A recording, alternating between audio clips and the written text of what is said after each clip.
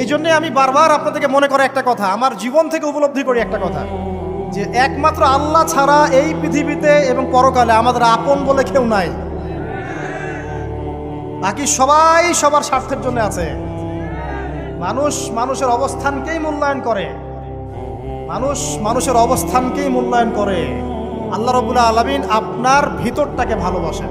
দেখেন, আপনি যখন নামাজ পড়েন নাই, আল্লাহ পাক কিন্তু আপনাকে ধ্বংস করে দেন নাই।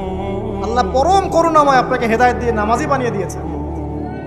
জীবনে অনেক পাপ করেছেন, ইনস্ট্যান্ট আল্লাহ পাক শাস্তি দিতে পারতেন, আল্লাহ পাক দেন নাই। আল্লাহ আপনাকে ভালোবাসেন, আল্লাহ আমাকে ভালোবাসেন। আল্লাহ পাকের এই ভালোবাসার ঋণটা শোধ করার জন্য হলেও নামাজি হয়ে যান, আল্লাহর পথে ফিরে আসেন, দিনের জন্য কিছু করেন, দিনের ফিকির করেন, পড়াশোনা করেন। প্রিয় ভাইরা, আল্লাহ পাক তৌফিক দান করুন। দেখুন, এই রিবা থেকে দূরে থাকার জন্য একটা হাদিস যথেষ্ট, যে 4 শ্রেণীর মানুষকে আল্লাহ রাসূল সাল্লাল্লাহু আলাইহি ওয়াসাল্লাম